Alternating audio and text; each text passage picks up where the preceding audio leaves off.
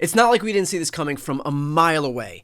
So Time magazine released their latest issue with Elon Musk on the cover, behind Donald Trump's own Resolute desk. Now, two things Trump really cares about are being at the center of attention and Time magazine. He loves Time magazine so much that he literally hung fake Time magazine covers at his golf courses. Well, landing on the cover of Time magazine is an impressive accomplishment. President Trump actually has a cover featuring him hanging at 4 of his golf courses. The only problem is the cover is a fake. And here it is. The cover features headlines like "The Apprentice is a smash, television smash," and "Trump is hitting on all fronts, even TV." And this is dated back to March 1st of 2009. Yeah, but there was no magazine issued on that date, and Time magazine has confirmed this is a fake. Oh no, there are several signs on the phony cover that give it away. The controversy here. All of that was to give you some background to better understand Trump's reaction to Elon getting the top spot on the issue, sitting at, again, Trump's own desk. Here's what happened when he was asked about it today. Mr. President, do you have a reaction to the new Time magazine cover that has Elon Musk sitting behind your Resolute desk? タイムマガジンにイーロン・マスクが大統領の机の後ろで座っている写真がありますけども、それに関するコメントは何かありますか? Is Time magazine still in business? I didn't even know that. Is Time magazine still in business? My God, could you get any more bitter? Trump is such a salty little bitch that he makes Gretchen Wieners look subtle. And lest you think that Trump has always been sour on Time magazine, here he was literally 8 weeks ago. I have to say, Time magazine getting this honor for the second time, I think I like it better this time, actually. But I do want to thank Time magazine. I've been on the cover many times. I don't know who has the record, but I can only probably talk well about 25% of the covers. 25% are great. The others I just sort of hide. But it's been an honor, and every time it's an honor, I will tell you. And thank you very much for doing it. And thank the whole group at Time. Really very professional people. Thank you very much. A tremendous honor, and every time it's an honor. Wow, guess he really does like the magazine, meaning when he lashes out this time, it's not that he doesn't care, it's precisely that he does. And granted, he's got good reason to be insecure. It's become apparent that Donald Trump is little more than a vehicle for Elon's ambitions. Think about the very first act that Elon pulled when Trump took office, killing the spending bill's anti-China provisions. Why? Well, Elon has business interests in China, and he doesn't want to do anything to hurt his bottom line. And so, funding for kids' cancer research, well, that was stripped away. But the provisions to screen and regulate U.S. investments in China, that was put back in. And in fact, most recently, Elon was responsible for shutting down USAID. Now, I know that most people don't know what USAID does, but it's actually beneficial for two reasons. First, it offers invaluable help to the world, like clean water projects, HIV prevention programs, and more and more.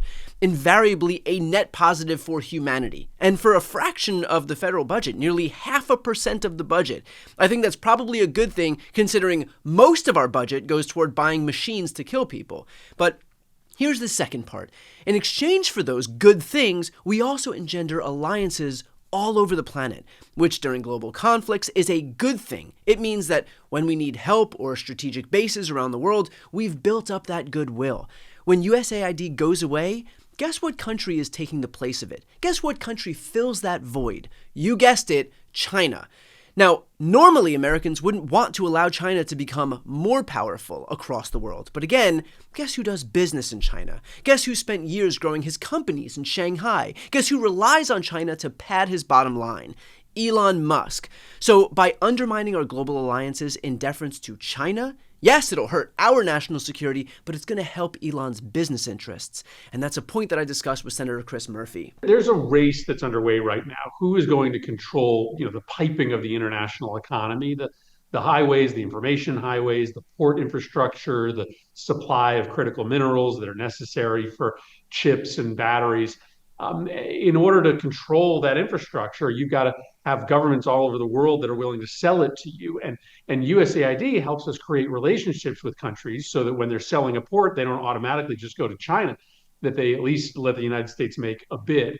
Now that USAID is gone off the playing field, the only place that those countries have to go for help confronting viruses or addressing a famine or economic development is China.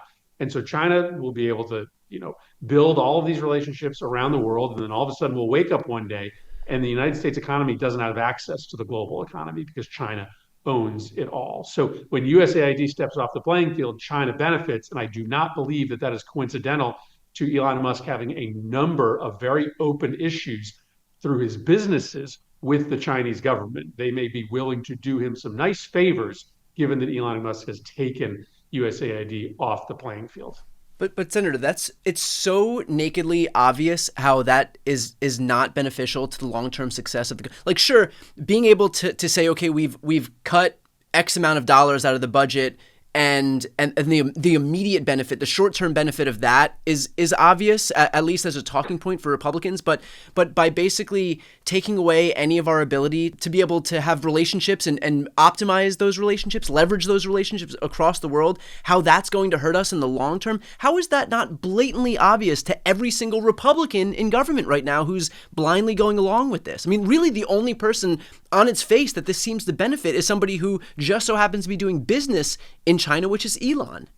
No, that's right. Although, frankly, it benefits a lot of other billionaires because a lot of them make massive amounts of money off of China. Why did the Chinese tariffs come in at a much lower number than the Mexico and Canada tariffs? That's because the billionaire class wants to continue to make money off of making stuff over in China. And let's be clear, the only way that Elon is able to do any of this is by using Trump as his vehicle. This really is the circle of life in the Republican side of the aisle. Trump uses his voters by lying to them about lower costs so that he can gain power, just like Elon uses Trump to help his own business interests in China and around the world. The entire GOP is just a circle of self-interested narcissists stepping over each other to help themselves financially and politically. And by the way, that's a point that Kara Swisher made here. I think they're using Trump as a vehicle. And I think ultimately Elon has the power because he has the money, he has the influence, the relationships. And Trump is older. And at the end of it, they need him for so long, I think. And so in that way, I think Elon's much more powerful. Yeah. But I don't know. He is the president, but I don't know if that's as good a job as it used to be. And the reality is, it's only going to get worse from here as Elon's priorities continue to take center stage. What's worse, it's already beginning to become grating for the American people. According to the latest Morning Consult poll, Elon's approval rating is already underwater among Americans. 49% disapprove to 39% approve. That is a net negative 10-point approval rating, which is especially bad considering this is the honeymoon period. This is when Elon should be the most popular as Trump's little shadow president. And yet, the fact that he's starting off with a net negative approval rating goes to show that even his high watermark is dangerously low. And of course, it's not difficult to see why. While Elon's promised that the Department of Government Efficiency would root out waste, corruption, and abuse, in fact, it's done the opposite. It's shut down vital programs that keep the United States safe. It's put our healthcare and essential services at risk, like Medicare and programs for homeless veterans. It's put our sensitive information in the hands of, in some instances, random teenagers, including one who just resigned because his social media accounts show him advocating for eugenics. Donald Trump framed DOGE as some high-level effort to root out corruption. It's a bunch of teenagers and 20-somethings who want a white ethno-state and access to your social security numbers. Can you imagine what Republicans would be saying if some random 25-year-old anti-Republican liberal had access to your social security numbers and other private data? Lou Dobbs would resurrect himself from the dead. And yet, that's what Republicans are doing right now.